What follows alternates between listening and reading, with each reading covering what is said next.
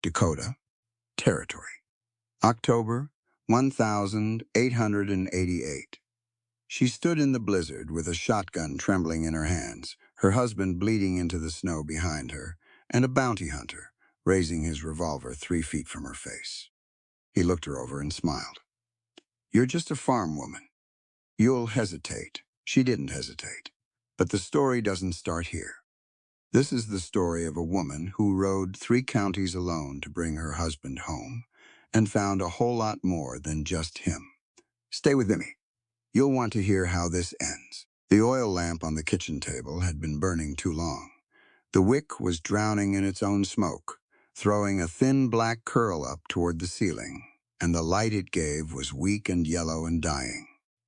Marty didn't bother trimming it. She'd been up since before 4, and by now the sky outside had gone from black to the color of old pewter, and there was work to be done regardless of what the lamp thought about it. She pulled her wool coat off the peg by the door and stepped outside. October in Dakota Territory didn't ease you into the cold. It handed it to you all at once, flat and unapologetic, like a door slamming shut. The ground was hard underfoot. Her breath came out in short white puffs as she crossed the yard to the barn, boots crunching over the frost-stiff grass. Bess, their old milk cow, was already shifting and lowing inside. Patient animal. Good animal. Marty appreciated that about her. She settled onto the milking stool, pressed her forehead briefly against Bess's warm flank, and got to work. The harvest was in. 2 days ago, she and Ephraim had stacked the last of the wheat, working side by side until their arms shook, and the sun had nearly given up on the sky. It had been a good harvest. Not a perfect one, the August drought had seen to that, but good enough. Enough to breathe through winter. Enough to make next year's planting possible. She'd gone to bed those 2 nights ago, feeling something close to relief. She'd woken up this morning to find his side of the bed cold. Not just cool the way it gets when a man rises early and slips out to check on stock. Cold, flat cold, like it had been empty for hours. Marty finished milking Bess and carried the pail back to the house. She set it on the table without looking at it. She was already looking at the coat hook beside the front door. The polished oak one Ephraim had mounted himself, sanded, smooth, and sealed with linseed oil. He was particular about his tools and his things. Always hung his coat there. His good coat, the brown wool one, with the horn buttons his mother had sewn on years ago. The hook was bare. She went back outside and walked to the barn. Really walked it this time, slow and deliberate, checking each stall. Their 2 draft horses, Olaf and the gray mare. The chickens, the plow mule, the wagon, and sitting where they'd left it, one wheel still caked with harvest mud. Ephraim's bay horse was gone. She stood in the barn doorway for a moment, her hand resting against the frame. The cold came in around her. A rooster began to crow somewhere beyond the fence. She listened to it and didn't move. Then she went back inside and started looking properly. His farming tools were still hanging on the wall. Every last one of them. The draw knife, the sickle, the set of wrenches laid out in order by size. A man who intended to leave forever didn't leave behind his tools. She held on to that thought. The tin box, on the high shelf their savings, what little they'd managed over the summer was still there. She counted it twice, every coin. Untouched. No note on the table. Nothing tucked in the Bible. Nothing scratched into the windowsill. She stood in the middle of the kitchen with her arms crossed and thought about what kind of man she had married. She thought about it carefully, the way she approached most things. Ephraim Thorne was not a dramatic man. He was not a coward. He was quiet in the particular way that comes from having seen things that rearranged something inside you permanently, and he carried whatever those things were, without complaint and without explanation, the way veterans sometimes do. He'd come home from the war 6 years ago, and he'd worked hard, and he'd been decent, and he'd loved her in his quiet, deliberate way. He was not a man who abandoned things. So something had pushed him out. She moved the china plate on the table, her grandmother's plate, the blue one, the one they never used and never touched, and found the paper underneath it. She unfolded it slowly. It was a demand notice. The language was formal and clipped, and designed to sound inevitable the way legal threats always do. The signature at the bottom belonged to Burl Vance. Marty knew the name. Everyone in 2 counties knew the name. Vance ran the Clement Bank and held paper on half the farmland between here and the Bluffs, and he had a way of showing up in other people's financial trouble like a crow on a fence rail. The figure on the notice was large, larger than she'd expected, larger than she'd known about. She folded the paper back up, put it in her coat pocket, and walked the 2 miles down the frozen road to Dagny Lindfist's place. Widow Dagny lived alone on a scrubby piece of land at the edge of the Kelstad property, in a soddy she'd dug out herself after her husband died. People in town had opinions about Dagny. She was too blunt, too solitary. She'd spent 20 years serving as an informal midwife and healer for families who couldn't afford a real doctor, and somewhere along the way, polite society had decided that a woman who knew too much about blood and birth and the harder facts of life was not quite respectable company. Marty had always thought that was other people's problem, not Dagny's. She found the old woman already awake and feeding her goats. Dagny looked up at Marty's face and seemed to understand immediately that this was not a social call. They went inside. Dagny put water on to boil and didn't speak while Marty laid out what she'd found: the cold bed, the missing horse, the demand notice. Dagny listened all the way through. Then she poured the tea and sat down across from Marty and told her what she knew. Ephraim had come to her in March. He'd needed to talk to someone outside his own head, and Dagny had that quality: she didn't judge, and she didn't repeat things. He'd borrowed against their land in the spring, trying to cover a bad debt from the previous year, convinced he could pay it back before harvest. The crop prices had dropped. Vance had been adding fees to the balance in ways that weren't entirely honest, and by August, the number had grown to something Ephraim no longer knew how to look at directly. He had told Dagny he was afraid, not of Vance, of Marty finding out, of what it would mean in his mind to have brought that kind of failure into their home. Marty sat with that for a moment. She wrapped her hands around the tin mug and felt the heat against her palms. She understood, in a way, what kind of shame that was. It was old shame, the particular kind that gets handed down through years of people telling men that they're worth lives entirely in what they can provide, and that failure to provide is failure as a human being. She understood the logic of it. She just didn't accept it. She had never accepted that kind of accounting. "He didn't leave to hurt you," Dagny said carefully. "He left because he thought it was the only useful thing he had left to do." Marty looked up. "He thought wrong," she said. She finished the tea. She thanked Dagny. She walked back down the road to the farm. Standing in the kitchen again, she looked at the empty coat hook on the wall. She looked at it for exactly as long as it took her to make up her mind. Then she turned around and began pulling her things together. She was not going to sit in this house and wait. She was not going to write letters to town officials or trust that someone else would sort this out correctly. Ephraim was out there on that bay horse, carrying a weight he should have shared with her, riding away from the only home he had on the theory that self-destruction was the same thing as sacrifice. And somewhere behind him, Burl Vance was almost certainly moving on their land. She had things to say about all of that. She pulled her father's double-barreled shotgun down from above the mantel and checked the load. She packed dried bread and salt pork into a cloth sack. She folded her second-best quilt and carried it out to the wagon. She hitched Olaf to the traces with practiced efficiency, speaking to him low and steady the whole time the way he liked. Before she climbed up onto the seat, she looked back at the house once. The lamp in the kitchen window had finally gone out. She clicked her tongue at Olaf and turned him south. The first hour on the road was easy enough. Olaf was a good draft horse, broad-chested and steady, and he didn't complain about the early start the way the mule sometimes did. Sky was flat and colorless overhead. No sun yet, just a pale gray light bleeding in from the east, enough to see the ruts in the road ahead, and not much else.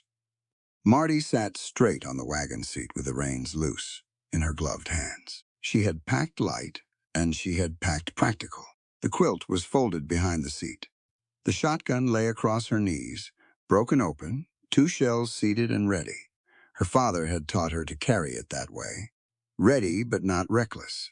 She was heading south toward Clement County. That was the direction Dagny believed Ephraim would go, based on what he'd said in those careful, halting conversations back in March. He'd mentioned an old cattle line camp at the base of the bluffs once, years ago, a place he'd sheltered in during a bad storm before they were married.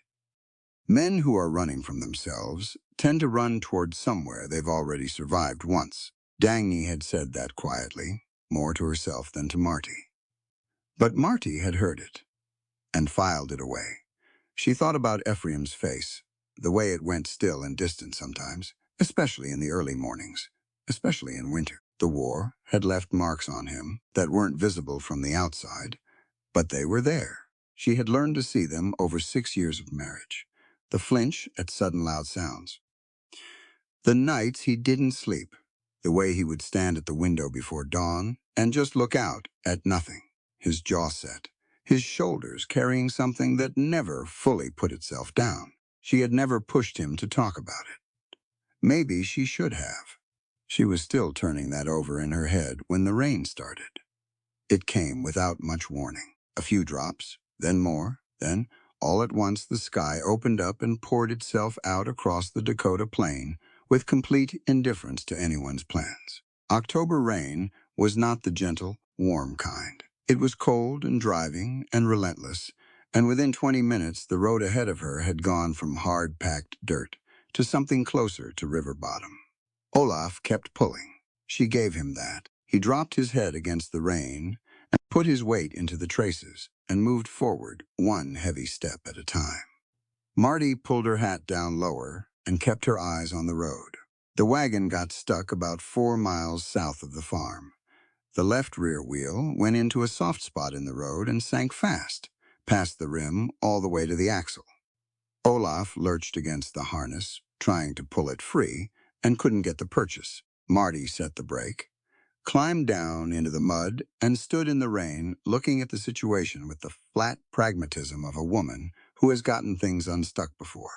She unhitched Olaf from the traces and tied him off to a fence post, found a flat piece of timber in the wagon bed she'd brought specifically for situations like this, got down in the mud and dug around the buried wheel with her bare hands until she could wedge the plank underneath the rim for leverage.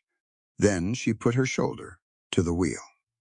It was the kind of effort that erased all thought. There was only the mud and the rain and the resistance and the burning in her legs and shoulders as she pushed with everything she had. Olaf, back in harness now and responding to her voice, pulled at the same moment she threw her weight against the wheel, and the whole wagon shuddered and lurched and came free with a sound like a cork being pulled from a bottle.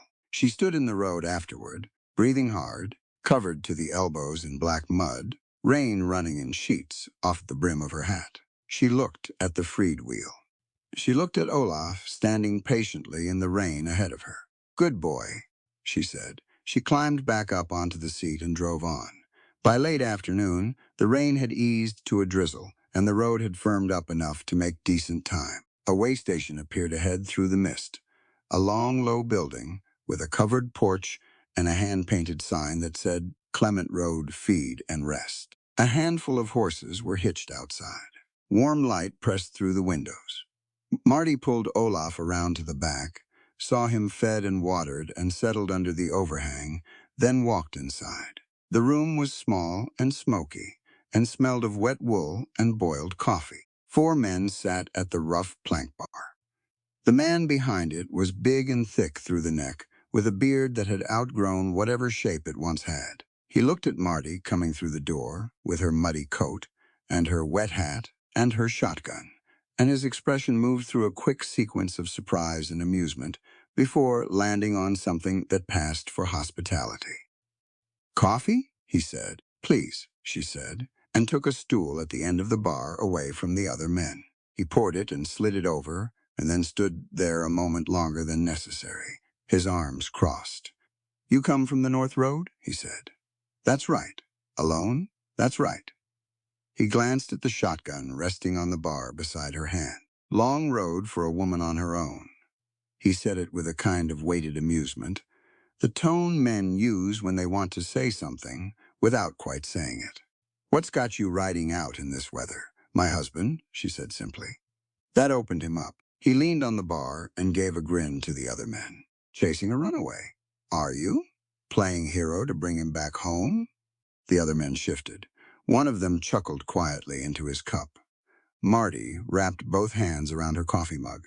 She took one slow drink and set it back down and looked at the barkeep with steady, clear eyes. "Carrying a family through a hard winter," she said, "doesn't depend on whether you wear leather chaps or a cotton skirt, mister. It depends on whether you have the spine to stand your ground when trouble hits." Nobody said anything to that. The barkeep's grin faded away. He picked up a rag and found something to wipe down on the other end of the bar. The men with their cups went back to their own conversations. Marty finished her coffee in silence, paid a fair price for a night in the back room, and went to bed. She was back on the road before sunrise. Meanwhile, back in town, things were already moving. Burl Vance had not built what he had by waiting for circumstance to unfold on their own. He was a small man, physically, compact and well-dressed, with pale eyes that calculated without ceasing, and a handshake designed to feel like reassurance. He owned the Clement Bank. He held paper on 47 properties across 2 counties. He was owed considerable amounts by people who could not afford to make him unhappy. And he had always understood that the real currency in Dakota Territory was not dollars. It was fear. When he heard that Martha Thorne had left her farm with a wagon and a shotgun, heading south and asking questions, he sat in his office for 3 minutes with his hands flat on his desk. Then he sent a boy with a message to the far end of Clement Street, to the boarding house where Jens Brandt kept a room when he was working this part of the territory.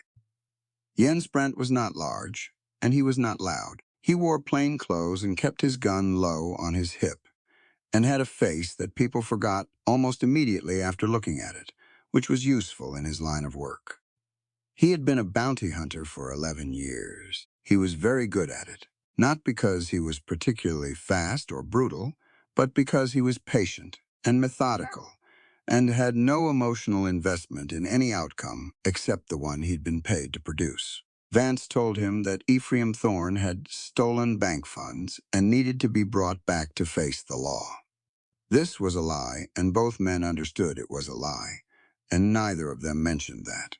Brandt accepted the job. He rode out that same evening, heading south, but not following Ephraim's trail, following Marty's. She arrived at Clement Station in the early afternoon of the second day. It was a proper town by Dakota standards. Wide Main Street, a mill, a church, a land office, and a feed store that also served as post office, hardware supplier, an informal center of all useful information in the county. A water tower stood at the north end of town with Clement Co. painted in large black letters on its side. The streets were deep with mud from the same rain that had plagued Marcy's journey, and the boardwalks were crowded with people who had been waiting out the weather and were now trying to get things done, all at once. Marty drove Olaf to the feed store and went inside. The clerk was a young man with red hair and a pronounced Adam's apple, and an eager manner that suggested he did not get enough interesting visitors. He responded very well to Marty's directness. She described Ephraim without fuss-tall, dark-haired, quiet, riding a bay horse, probably bought supplies within the last 2 or 3 days, and the clerk nodded before she'd even finished. "Yes, ma'am," he said, reaching under the counter and producing a small ledger book. "Thorne, right here. Day before yesterday. Oats, 15 pounds. Flour, 10 pounds. Paid in coin, he was heading south. asked me about the road down to the bluffs. I told him the lower trail was better this time of year, on account of the upper one, floods. Did he say anything else? No, ma'am. Quiet fellow. Bought his things and went. Thank you, Marty said. She bought oats for Olaf, a small bottle of whiskey useful for wounds and cold both, and a paper sack of dried beans. She paid and walked out. She was back on the street and about to climb up to the wagon when she saw them. A family, a man, a woman, and 3 children, pulled over at the far edge of the road in a loaded wagon that was listing badly to one side. The man was down in the mud under the front axle, and from where Marty stood, she could see the problem clearly. The axle had snapped, not bent, but broken through. The wagon wasn't going anywhere under its own power. People passed them, riders, wagons, men on foot. Nobody slowed. The woman was standing on the wagon seat with a blanket around her shoulders, holding the youngest child against her. 2 older children sat behind her, wrapped in a shared coat. All of them were shivering. Marty tied off Olaf's reins and walked over. The man heard her footsteps and came partway out from under the wagon. He was broad-shouldered and cautious, with tired eyes and the careful stillness of someone who had learned to read strangers fast out of necessity. He looked at Marty, looked at the shotgun on her wagon across the road. He waited. That axle's done, Marty said, not unkindly. You know that already. How far are you trying to get today? South. The man said, we got kin in Mitchell County. He paused. We're trying to get there. Marty looked at the wagon. She looked at the children. She looked at the sky, which was going the color it went in the late afternoon, before the cold really set in. She went back to her own wagon and pulled out the iron crowbar from under the seat. It took the better part of an hour. Marty and the man working together, using the crowbar and a length of chain she carried, managed to hoist the broken side of the wagon enough to get a rough splint across the axle. With timber from a fence rail, the man had the sense to pull free. It wouldn't hold forever. It would hold long enough to get them to the nearest smithy, 2 miles farther along the south road. She gave them her second wool quilt. The woman protested once, politely, and Marty pressed it into her hands, and that was the end of that. The man stood in the road and looked at her. He had the posture of someone trying to find the right words and not being sure there were any. Why'd you stop? He finally said. Other folks didn't. Marty was already walking back to her wagon. She looked back over her shoulder. The prairie wind doesn't care about the color of a frozen man's skin, she said. She climbed up, clicked her tongue at Olaf, and drove south toward the bluff. The family watched her go. The woman on the wagon seat pulled the second quilt around her children without another word. The road south of Clement Station was narrow and wound through broken country, limestone ridges pushing up through the grass on either side, the land folding itself into something rougher and less forgiving. The bluffs were visible in the distance now, a dark, irregular line against the pale sky. The temperature was dropping fast. Marty kept Olaf moving at a steady pace and thought about what the feed clerk had said. 2 days ago, Ephraim had a 2-day head start, but he was on a single horse carrying supplies, not pushing for speed. He was hiking, not fleeing.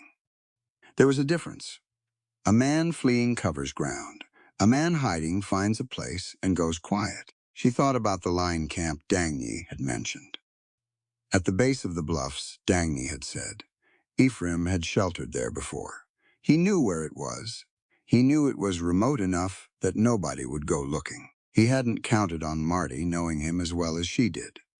She reached the base of the bluffs as the last light was leaving the sky. She made camp off the road, under a limestone overhang that cut the wind. She fed Olaf and built a small fire from dry brush and ate bread and cold beans and drank half a cup of water.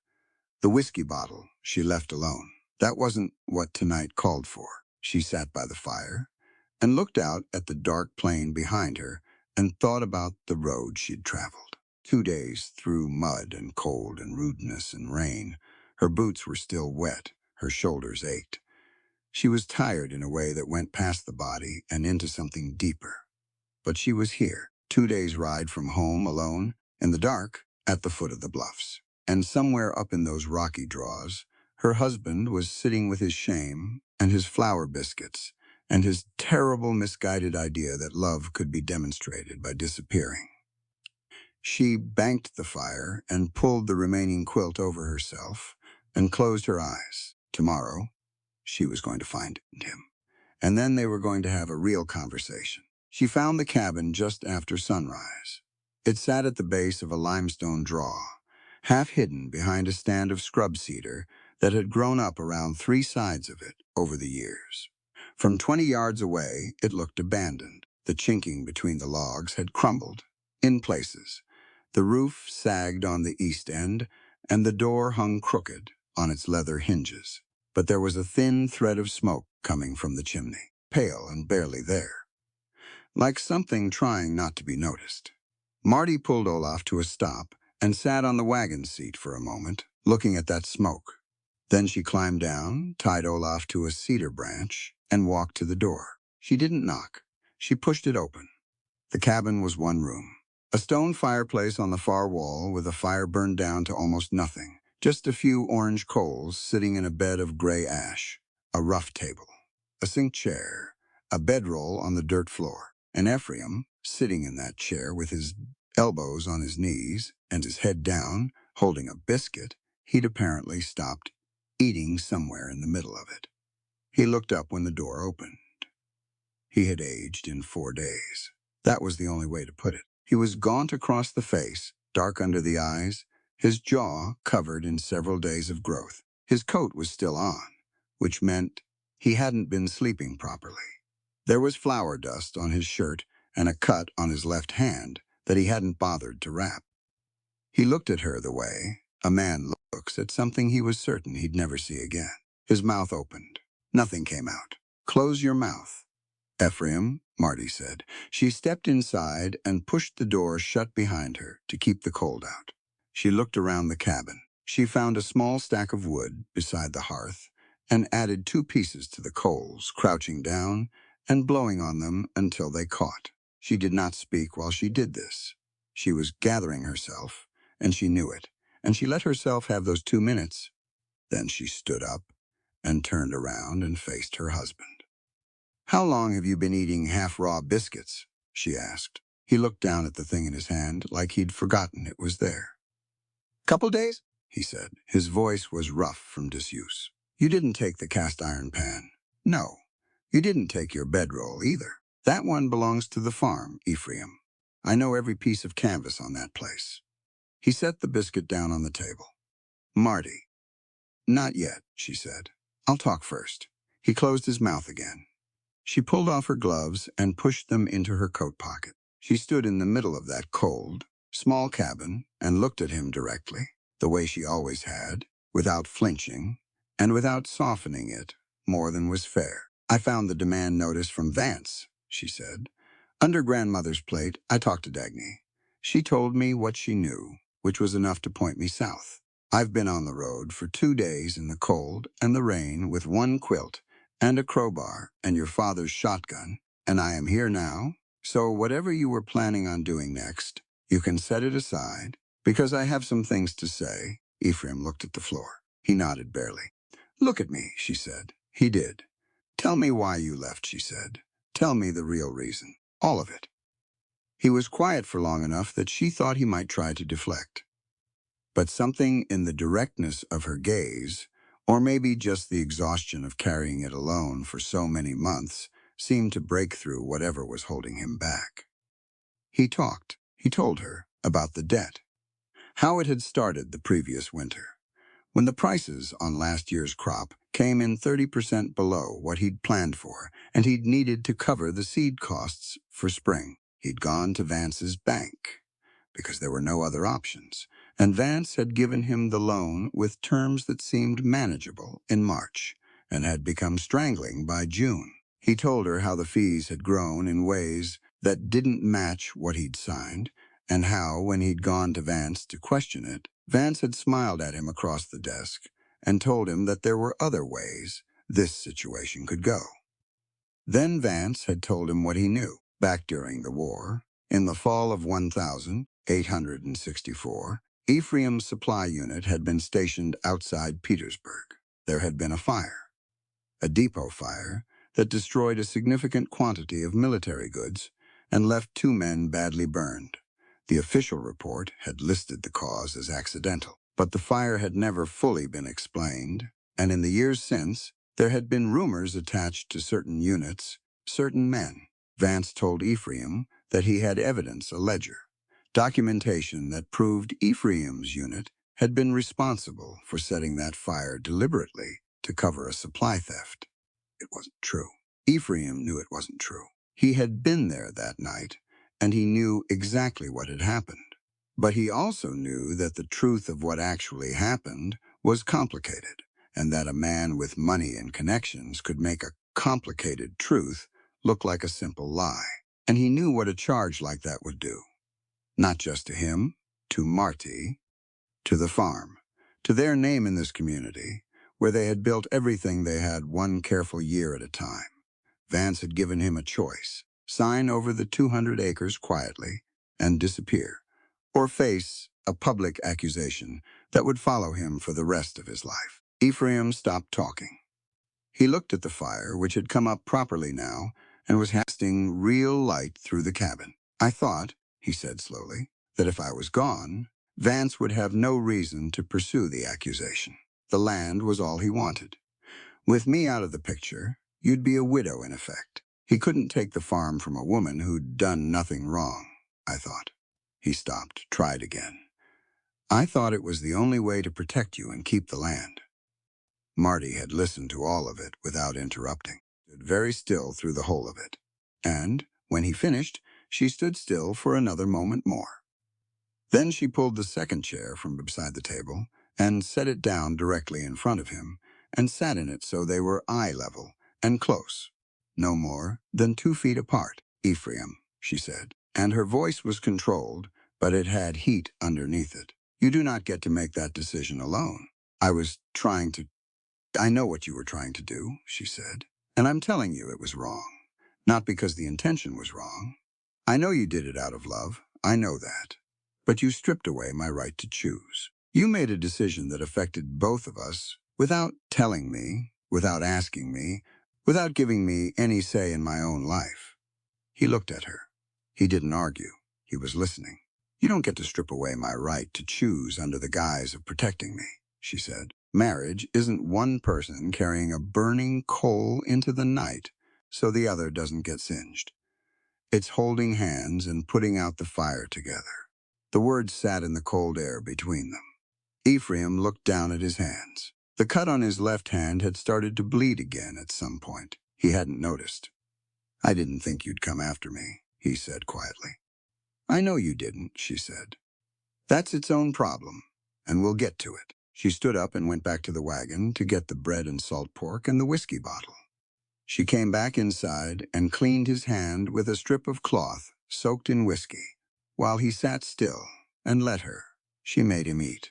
Real food, not raw biscuits. She added more wood to the fire. They sat together in the growing warmth of that miserable little cabin, and Marcy told him about Dagny, about the demand notice, about the family on the road with the broken axle. She told him about the barkeep who'd mocked her, and what she'd said back to him. Ephraim almost smiled at that last part. Outside, the wind had picked up. It moved through the cedar trees with a sound like something coming. Ephraim looked toward the door. "Weather's changing," he said. "It can wait," Marty said. "We're not done." But the weather, as it turned out, did not agree. It came from the northwest, which is where the bad ones always come from. Marty noticed the light first. It had gone strange and flat, the way afternoon light does when something large is eating the sky behind it. Then the temperature dropped another 10 degrees in what felt like minutes. Olaf shifted outside and stamped his feet, which he did when the air smelled wrong to him. He was a reliable weather vane that way. She went to the door and looked out. The horizon to the northwest was a solid, dark wall, moving fast. Not rain. The color was wrong for rain. It was that particular blue-gray-white that meant one thing in October in Dakota Territory. First snow, and not a gentle first snow. "We need to move," she said. Ephraim was already on his feet, scanning the room out of old military habit, calculating what they had and what they needed. "The wagon won't make it back north in this," he said. "Not in a full blizzard. The road will be gone in an hour. I know, we ride for the upper draw. There's a—" She stopped. There was a sound outside. Not the wind, not Olaf. Something more deliberate. Footsteps on frozen ground, more than one set, moving to circle the cabin rather than approach the door directly. Marty and Ephraim looked at each other. She had the shotgun off her shoulder before another second passed. Ephraim moved to the side of the door, flat against the log wall, and pulled the long knife from his belt. His face had gone completely still. Whatever the war had done to him, it had built certain reflexes in deep, and they surfaced now without any apparent effort. Then it hit her, hard and cold, like stepping through ice into black water. She had asked questions at the feed store in Clement Station. She had asked them loudly, clearly, giving a description of Ephraim and his horse and his direction of travel. She had been focused on finding him, moving fast, and she had not thought even once about who else might be listening. "Brant found us," she said. Her voice came out low and steady, but the horror of it was in her eyes. "He didn't follow Ephraim. He followed me." Ephraim looked at her. "I led him straight to you," she said. There was no time for either of them to sit with that. The first shot came through the front window, shattering the oilcloth covering and taking a chunk of the window frame with it. Marty dropped low. Ephraim hit the floor beside her. Outside, a voice called through the rising wind. "Thorne. Burl Vance wants a word. Come out slow and nobody gets hurt tonight." It was a flat, uninflected voice. Professional. The voice of a man who had said variations of this sentence many times and felt nothing about any of them.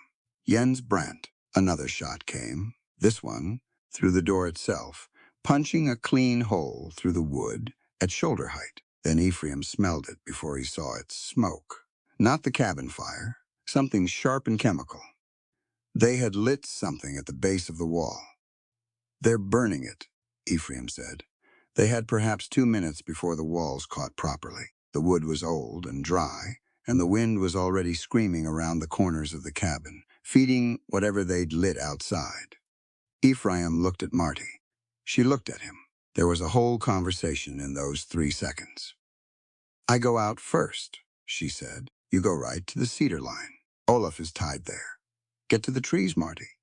"I'm the one with the shotgun," she said. "Go."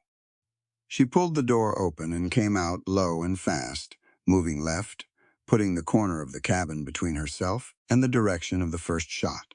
The blizzard hit her like a wall. Snow and wind, suddenly absolute. Visibility dropped to maybe 30 feet. She could see 2 shapes moving in the white curtain ahead of her. One to the left, one coming around the far side of the cabin. She fired the left barrel at the closer shape. Heard a shout. Didn't know if she'd hit anything or just scared him back. Didn't stop to find out. Behind her, she heard Ephraim moving through the snow toward the cedar line.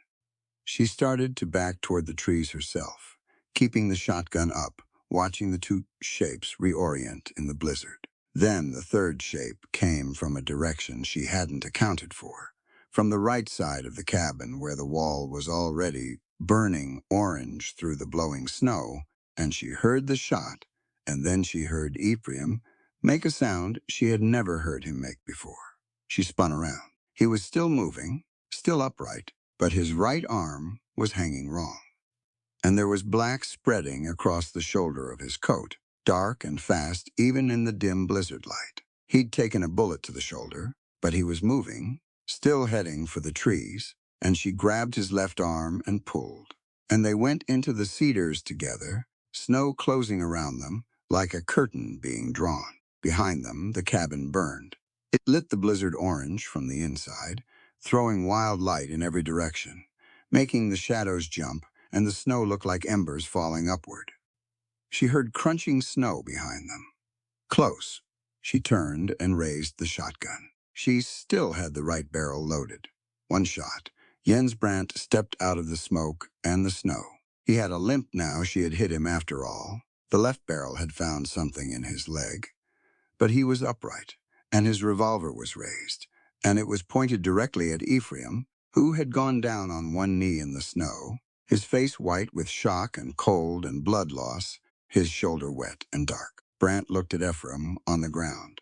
He looked at Marty with the shotgun. He made a calculation.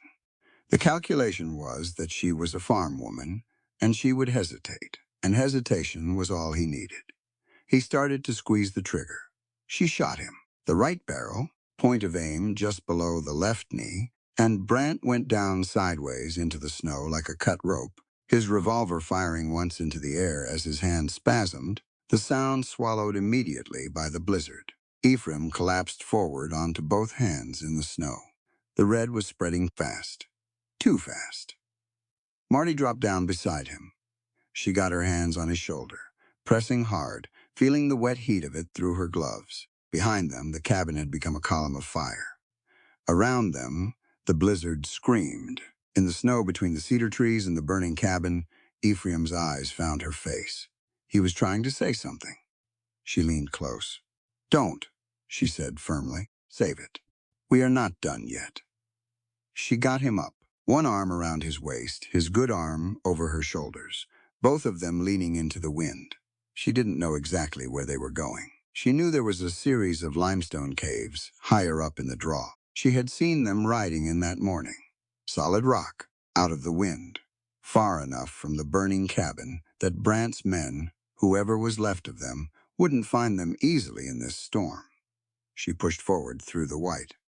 Behind them, the cabin burned and burned, and Jens Brandt lay in the red-stained snow with his ruined leg and his revolver, staring up at the blizzard sky, very much alive. And somewhere in his coat pocket was a message from Burl Vance with instructions for what to do after. He would get up, not tonight, but he would get up. The cave was maybe 40 feet deep and 12 feet wide at the mouth, narrowing toward the back, where the limestone pressed in close on both sides. It was cold inside, but the cold was still, and still cold is survivable in a way that moving cold is not. The blizzard howled at the entrance like something trying to get in, but it couldn't. The rock curved slightly at the opening, deflecting the worst of the wind. Marty got Ephraim down onto the ground near the back wall, away from the opening.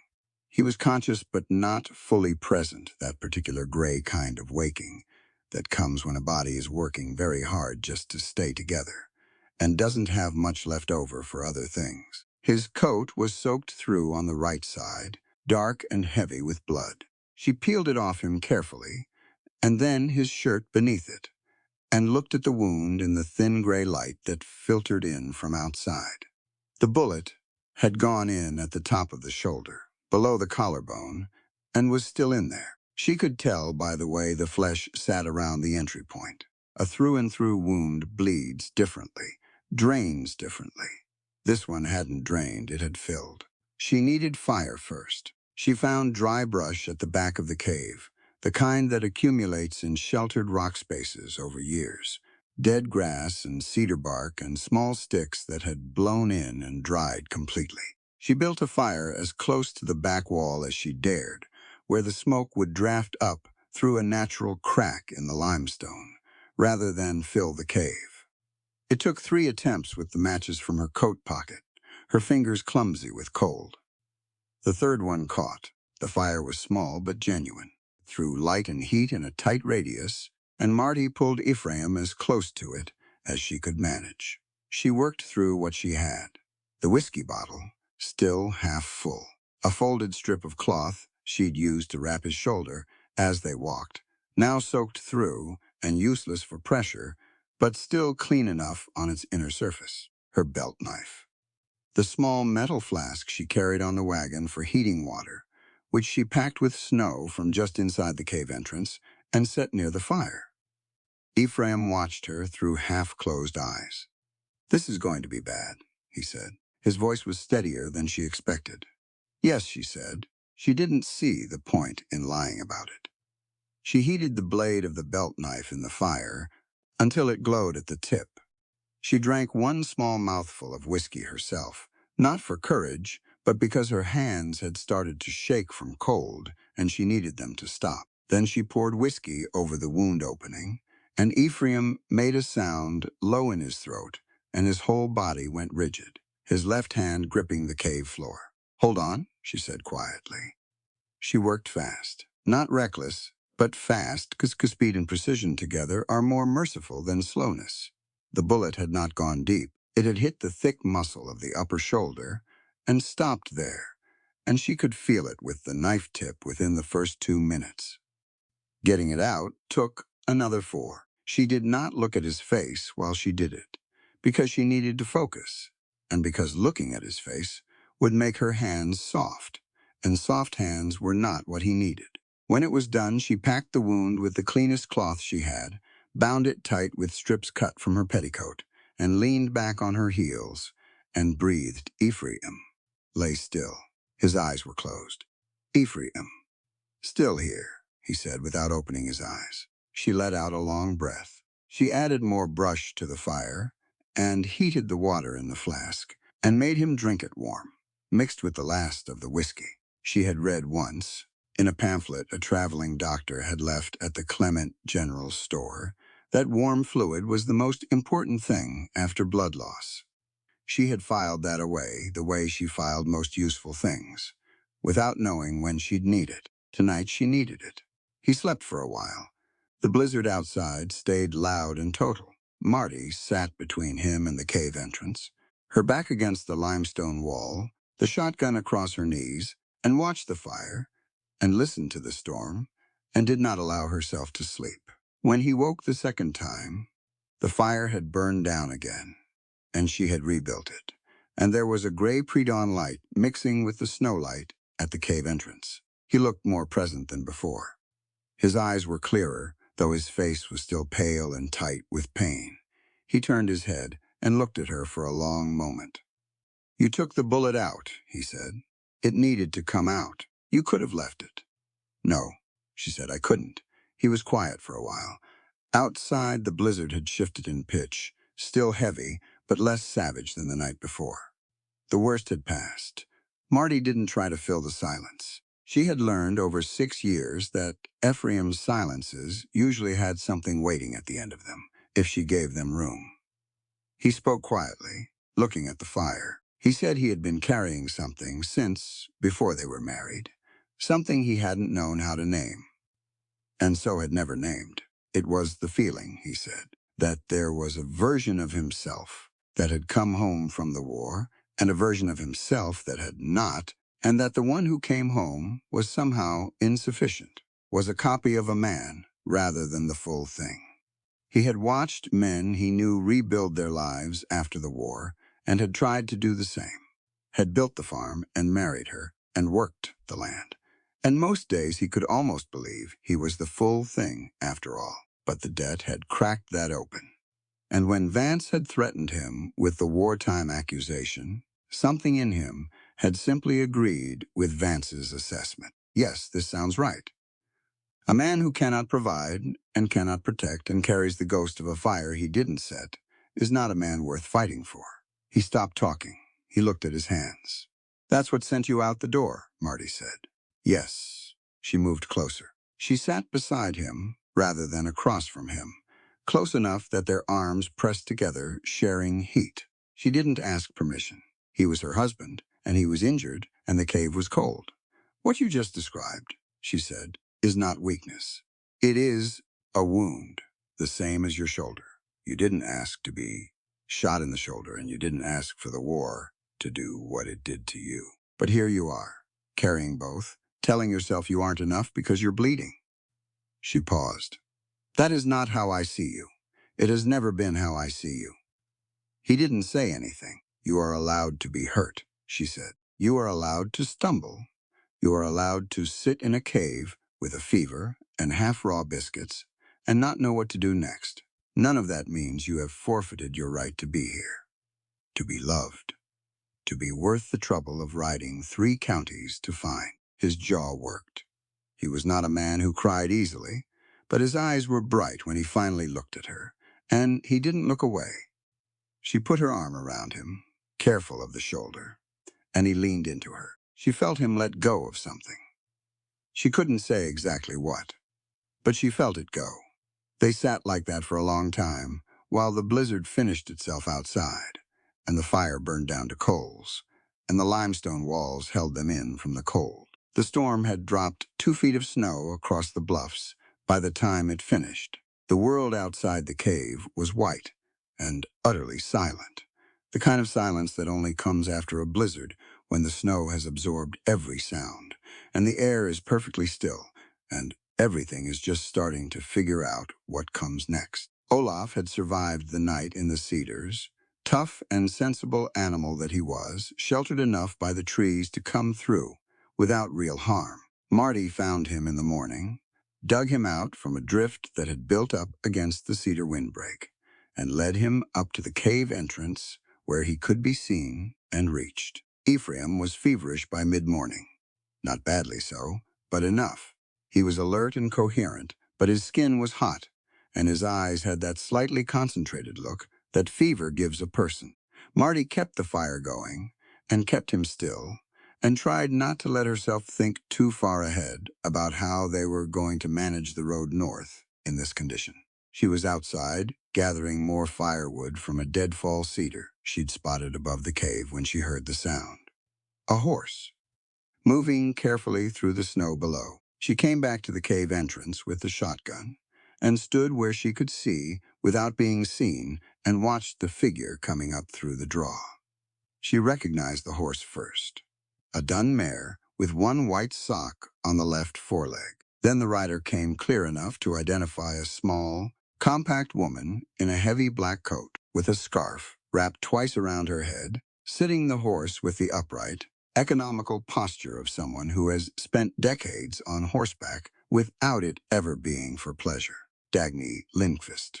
Marty stepped out from the cave entrance and raised a hand. Dagny saw her and steered the mare uphill toward her. She dismounted in the snow with a grunt that suggested her knees had opinions about this entire venture, and then she stood there and looked at Marty with her sharp, pale eyes and said, "You look terrible." "I've had a full few days," Marty said. "Where is he?" "Inside. Shoulder wound. Bullets out. He's running a fever." Dagny nodded, like this was information she was filing into a category she already had prepared. She pulled her saddlebag off the mare and walked into the cave. Ephraim opened his eyes when she came in and looked genuinely surprised. "Dagny," he said, "you are an enormous amount of trouble," she told him, and crouched down beside him and started examining his shoulder with brisk, practiced hands. She had brought proper linen bandaging, a tin of drawing salve, and a small glass bottle of carbolic. She rebandaged the wound with the kind of clean efficiency that 20 years of informal midwifery produces, saying nothing while she worked except occasional short instructions to Ephraim to breathe or hold still. Marty watched and waited and let her work. When Dagny finished, she sat back on her heels and looked at them both. She reached into the inside pocket of her black coat and removed something wrapped in oilcloth. She set it on the cave floor between them. "I rode through a blizzard for that," she said, "so you'll give it the attention it deserves." Marty unwrapped the oilcloth. Inside was a single page from a ledger book, roughly half of it destroyed by fire, the burned edge brittle and brown, the surviving portion stained with smoke and age. The handwriting that remained was cramped and precise. Numbers and dates and entries, the kind a business keeps. Some of the entries were damaged beyond reading, but enough remained. Marty looked up at Dagny. "Tell me," she said. Dagny settled herself against the cave wall, pulling her coat tight. She had the manner of someone who has kept a secret for a very long time and has been waiting without any particular impatience for the right moment to release it.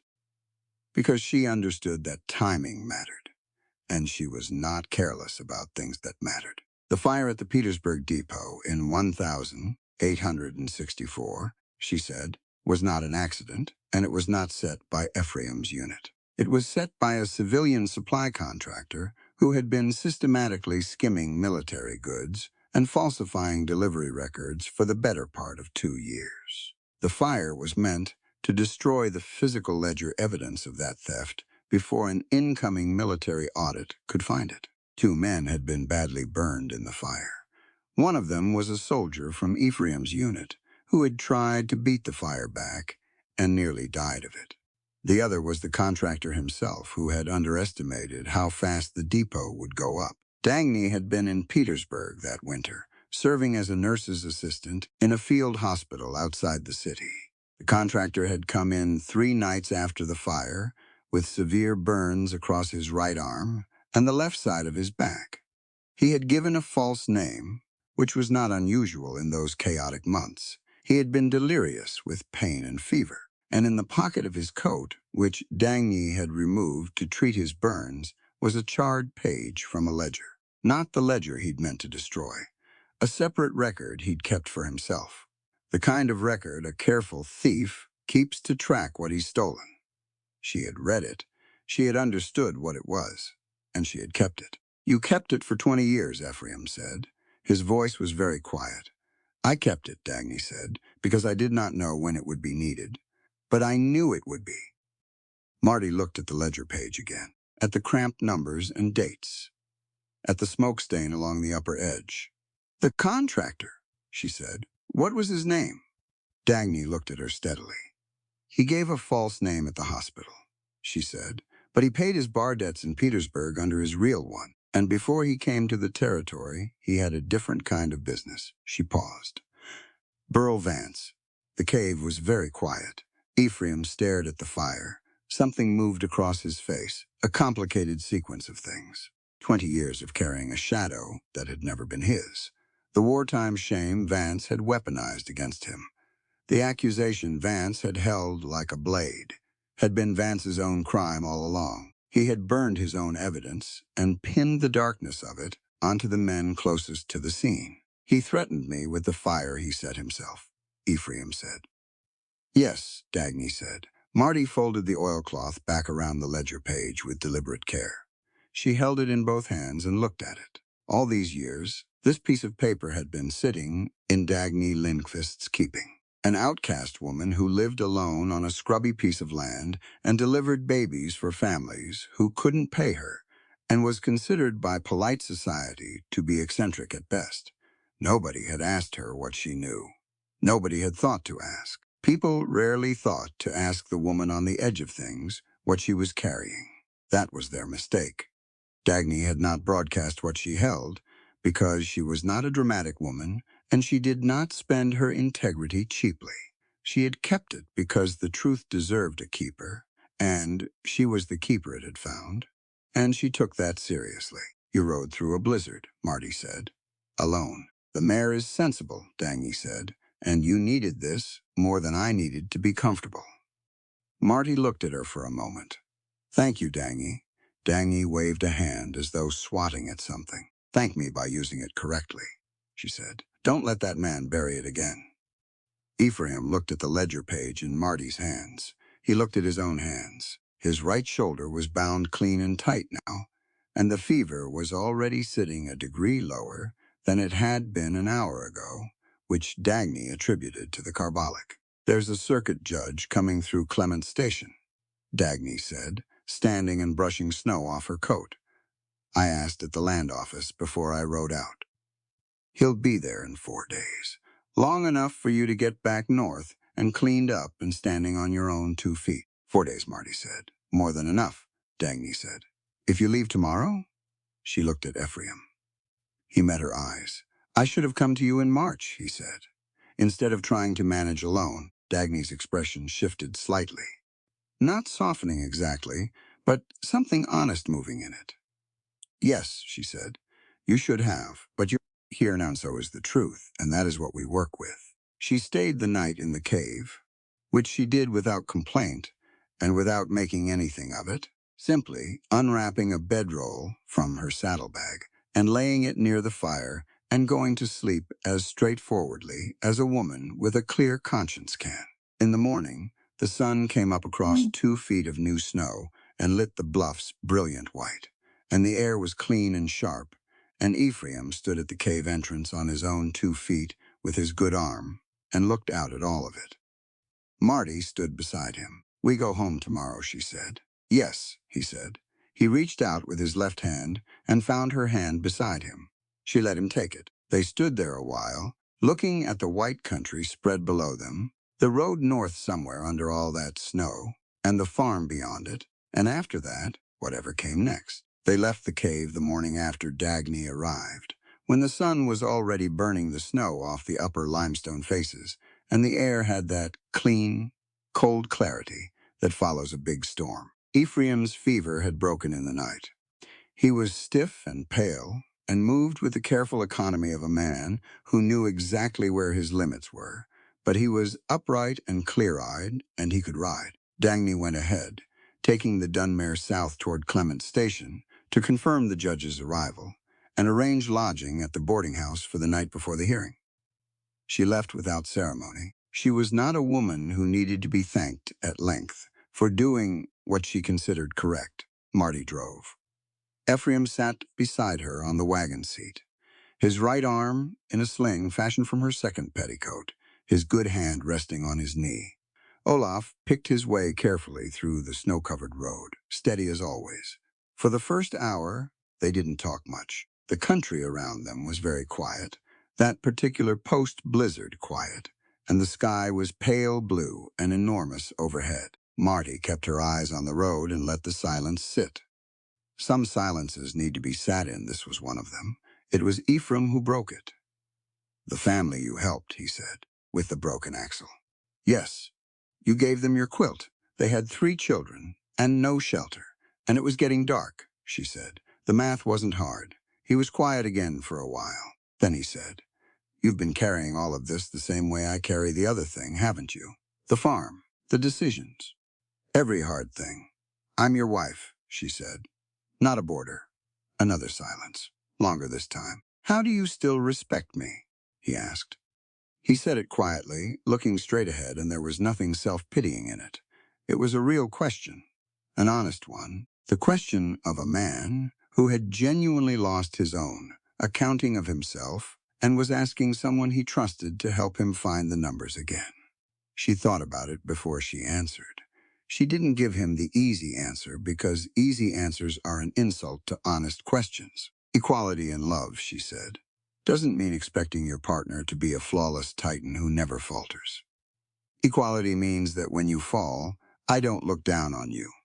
I reach out my hand so we stand up together." He looked at her then, not the quick glance of acknowledgement, but the full, direct look of someone actually receiving something. She kept her eyes on the road. "I should have told you in March," he said. "Yes, you should have. I thought I was protecting you. I know that. And I'm telling you for the last time, protection that removes a person's right to know their own situation is not protection. It is control wearing a kinder coat." He didn't argue. He'd stopped arguing with her about this somewhere. Back in the cave, she considered that progress. They made decent time despite the snow. The road was muffled and slow going, but the drifts weren't deep enough to swamp the wagon, and Olaf didn't complain. By midday, they had cleared the roughest part of the Bluffs country, and the land ahead had opened up into rolling white plain, flat and bright, the sky pressing down on it from every direction. At a creek crossing, Marty stopped to let Olaf drink and refill the water flask. She helped Ephraim down from the seat to stretch, and he stood at the creek bank and looked at the water moving dark and quick under a shelf of ice at the edges. "Vance thought he had everything accounted for," Ephraim said. "He forgot to account for Dagny," Marty said. "He forgot to account for you." She looked at him. "He assumed you'd stay home," Ephraim said. "He assumed you'd wait."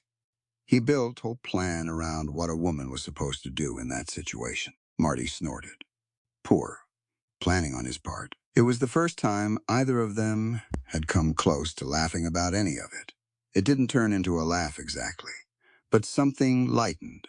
Something had been very heavy for a long time, and it shifted. They camped that night under a cottonwood stand at the edge of Clement County, close to a farmstead, whose owner let them shelter in his empty hay barn without charge. After Ephraim explained the injury and Marty explained the situation, in terms precise enough that the man simply nodded and pointed them to the barn without asking further questions. People in Dakota understood trouble. They didn't always understand its specifics, but they understood it came, and you got through it. Marty redressed Ephraim's wound by the light of a borrowed lantern. The carbolic had done its work. It was clean, no sign of corruption, and he bore the rebandaging without flinching, which was its own kind of progress. She blew out the lantern, and they lay in the hay, in the dark. When this is finished, Ephraim said, "Yes, I'm going to learn to say the hard thing before it becomes the crisis." "So am I," she said. That surprised him. She could hear it in the pause. "You?" he said. "I should have asked you sooner why you were standing at that window in the dark every morning," she said. "I told myself I was giving you space. Maybe I was just avoiding the harder conversation." He didn't say anything to that. But in the dark of the hay barn, in the cold and the quiet, she felt his left hand find hers in the straw. She held on. Clemens Station looked different, coming in from the south in November than it had when Marty passed through it heading the other way. Maybe it was the snow. Maybe it was everything that had happened in between. The water tower still said Clement Co. in big black letters. The same mud under the same boardwalks, now frozen solid. Same fetor, same church, same land office at the far end of the main street. But Dagny was on the porch of the boarding house when they pulled up, and the expression on her face said the circuit judge had arrived. They cleaned up as well as the situation allowed. Ephraim borrowed a razor from the boarding house proprietor. Marty brushed her coat and pinned her hair back straight and washed her face in cold water from the basin and looked at herself in the small mirror above the washstand and decided that was as good as it was going to get. She put the oilcloth-wrapped ledger page in her coat pocket where she could feel it against her ribs. The land office was already crowded when they arrived. Word traveled fast in small towns, and something had traveled. A significant number of townspeople had found reasons to be present that morning. Farmers, their wives, a few merchants, people who held paper at Vance's bank, people who had reason to want to see how this came out. Burl Vance was already there, standing near the far wall with two men Marty didn't recognize. He was compact and still as always, his pale eyes moving over the room in that constant calculating way.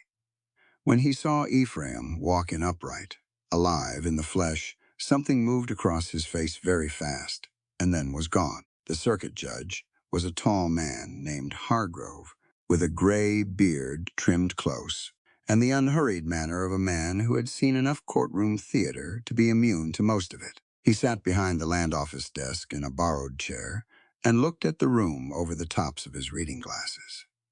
Vance moved first. He stood up straight and addressed the judge in his smooth, professional voice and laid out his claim. Ephraim Thorne, he said, had borrowed substantially against his property, had defaulted, and had additionally absconded with bank funds. He had witnesses. He had documentation. He did not mention what he'd told Ephraim in private. He never mentioned those conversations. Men like Vance never do. The threat lives only in the space between two people, where no one else can see it. Hargrove listened. He nodded. He wrote something down. Then he looked at Ephraim. "You have a response, Mr. Thorne?" Ephraim opened his mouth. But it was Dagny who spoke first. She walked forward from where she'd been standing at the edge of the room, and she walked like a woman who has nothing to prove and nowhere particular to be, but here. She was 70 years old, or close to it, and she had delivered half the children in 2 counties and kept her own counsel for 2 decades, and she walked to the front of that room like she owned it. She looked at Burl Vance. "Take off your coat," she said. The room went very still. Vance looked at her. His pale eyes were perfectly controlled. "I beg your pardon." "Your coat," Dagny said, "and your shirt. Show this room what's on your back. This is absurd." A man named himself Caldwell at a field hospital outside Petersburg in December of 1864, Dagny said. Her voice was level and clear and carried to every corner of the room. He had burns across his right arm and the left side of his back from a fire he'd set himself in a military supply depot.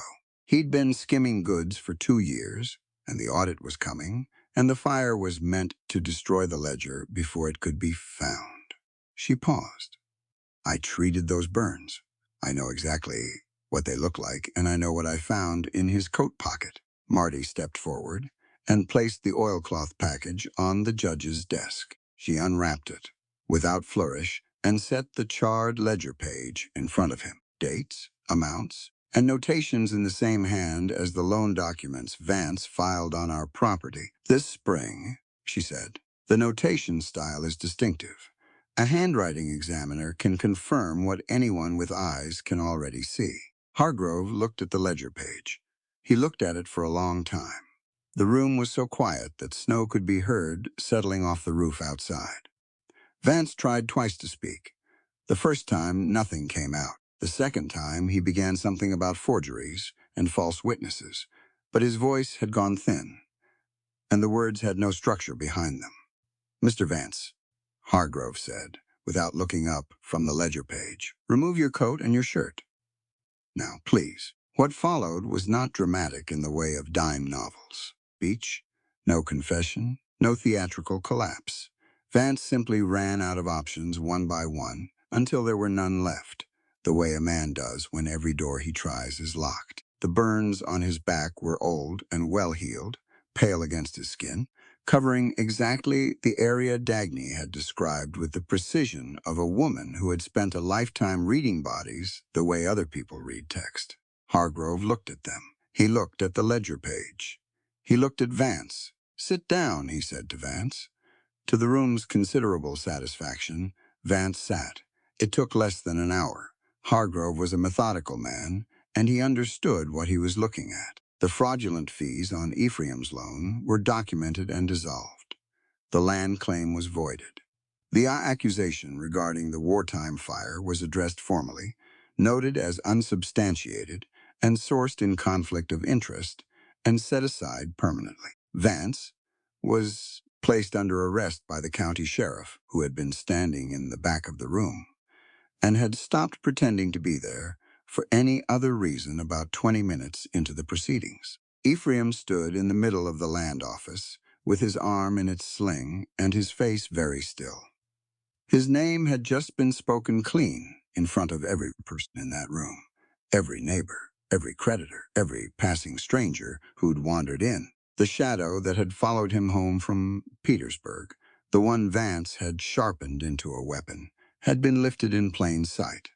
He didn't look relieved. He looked, Marty thought, like a man who has set down something very heavy and is just beginning to feel what it was like to have been carrying it. She stood beside him. Their arms touched. She didn't say anything. She didn't need to. Spring came to Dakota Territory the way it always did, late and sudden, all at once, like it had been saving itself up. By April, the snow was off the fields, and the ground had thawed deep enough to work, and Ephraim was out before sunrise every morning, turning soil with the plow and Olaf, moving in long, steady rows across the south field, where the winter wheat was already pushing through in thin green lines, row after row after row, the most hopeful color on earth after a long, cold winter. Marty watched him from the porch with her coffee cup, warming both hands. He didn't stand at the window in the dark anymore. Or, when he did, because some things don't vanish completely, they only get smaller, he turned back to the room sooner. Sometimes he woke her. Sometimes they talked, and sometimes they just sat in the kitchen with the lamp on and drank coffee and let the darkness outside be what it was without either of them having to carry it alone. That was the difference. Not that the hard things were gone, just that they were shared now. Two people carrying a thing instead of one. The math was better. The farm looked like itself again. The debt was gone, every cent of it voided by Hargrove's order and confirmed by a land office clerk in a formal letter that Marty kept in the tin box on the high shelf alongside their savings, which had grown a little since fall. Not much, but honestly and without shame, which was its own kind of wealth. Dagny came by on a Tuesday in late April, riding the dun mare up the wagon road the same unhurried way. She did everything. She stayed for supper. She inspected Ephraim's shoulder, declared the healing complete, and ate 3 plates of Marty's potato soup, without comment beyond a single nod that meant it was good. After supper, they sat on the porch in the mild evening air, and Dagny smoked her pipe, and nobody said much for a while, which was comfortable in the particular way that silence is comfortable between people who have been through something together. Vance will plead to lesser charges, Dagny said eventually. That's what the lawyer in town says. He won't see much prison time. I know, Marty said. Doesn't trouble you. It troubles me some, Marty said. Honestly, but what he lost matters more than what he serves. His paper on 47 properties is gone. His bank is being examined by the territory. His name is what it is now, in every county he ever worked. She looked out at the green field. He built his power on other people's fear. Without the fear, he's just a small man in a small room. Dagny smoked and nodded. Ephraim leaned against the porch post and looked at the wheat. Next year, he said, I want to put the north field in too, if the prices hold. If the prices hold, Marty agreed. And if they don't, we talk about it, he said, before it becomes a problem. She looked at him. He was looking at the field, but she could see the corner of his mouth. Before it becomes a problem, she said. Yes, Dagny snorted quietly. It was as close to amusement as she generally allowed herself in public. The evening light was doing what it does in spring on the plains, that long golden stretch of it that goes on and on past, when it should have stopped, laying itself across the fields in flat, bright sheets. The winter wheat caught it and held it. Every thin, green blade lit up like it was lit from inside.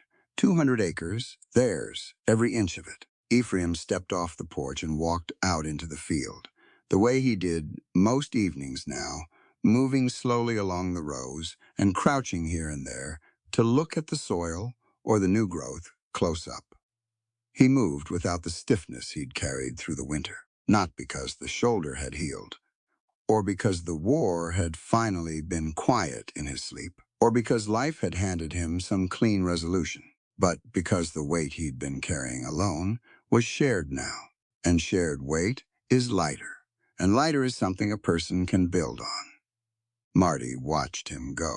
She thought about the empty coat hook in October, the cold bed, the demand notice folded under her grandmother's blue plate. She thought about the mud on the South Road, and the family with the broken axle, and the whiskey bottle in the cave, and the feeling of the knife in her hand, and the sound of Ephraim's voice in the dark, saying, "Still here."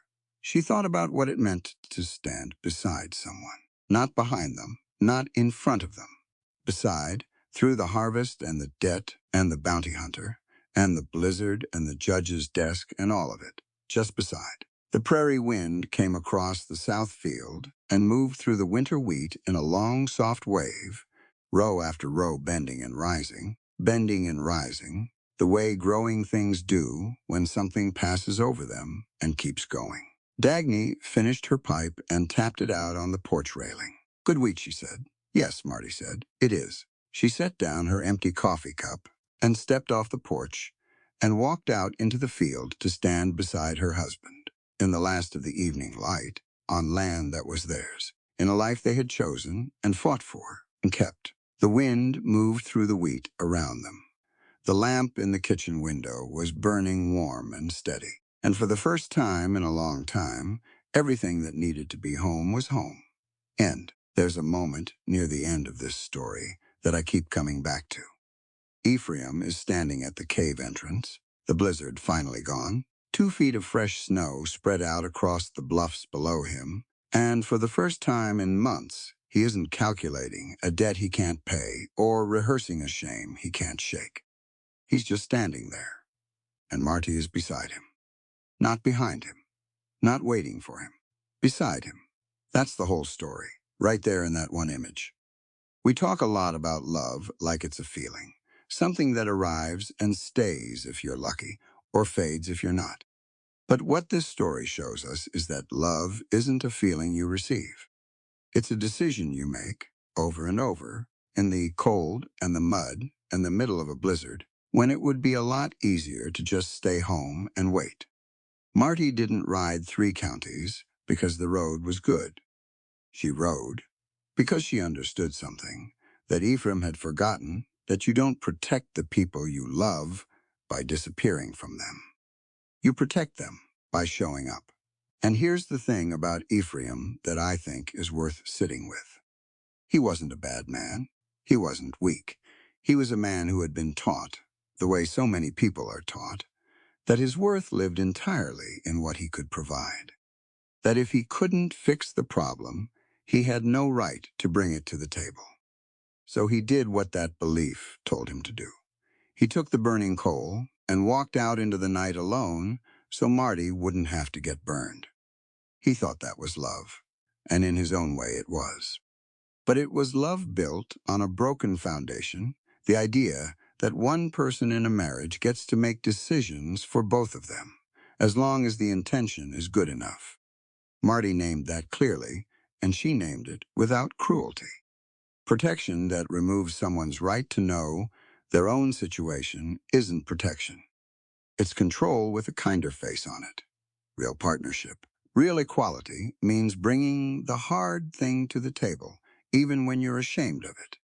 Especially when you're ashamed of it, because the person across from you deserves the chance to choose, to help, to stand beside you instead of finding out later that you carried it all alone and broke under the weight. And then there's Dagny, the widow on the edge of town who everybody overlooked. The woman polite society had quietly decided was too blunt, too solitary, too strange to be worth much. She had been carrying the truth about Burl Vance for 20 years in her coat pocket, patient as limestone, waiting for the moment it was needed. Nobody asked her what she knew. Nobody thought to ask. That's always the mistake, isn't it, assuming the person on the margins of things has nothing worth hearing? Dagny didn't broadcast what she held because she understood that truth has weight, and weight requires timing. She kept it because somebody had to, and she was the somebody it found. What this story gives us, underneath all the snow and gunfire and Dakota mud, is something quietly radical. It says that running away is never protection. It says that the people who love you have the right to walk into the fire beside you, and taking that right away from them, even with the best intentions, is its own kind of wound. It says that healing isn't the absence of struggle. It's two people deciding, out loud, that they're going to carry the struggle together instead of apart. And it says that the women on the edges of things, the midwives, the widows, the ones society forgot to invite in, are often the ones holding the most important truths. Ephraim and Marty didn't end up with a perfect life. The war didn't stop being loud in his sleep. The farm didn't stop being hard work. But they ended up with something better than perfect. They ended up with honest. And on 200 acres of winter wheat turning green in the April light, with a lamp burning steady in the kitchen window, honest is more than enough to build on. This story is a work of historical fiction created for storytelling and entertainment purposes. Any characters, events, or locations are fictional and not intended to represent real persons or historical fact.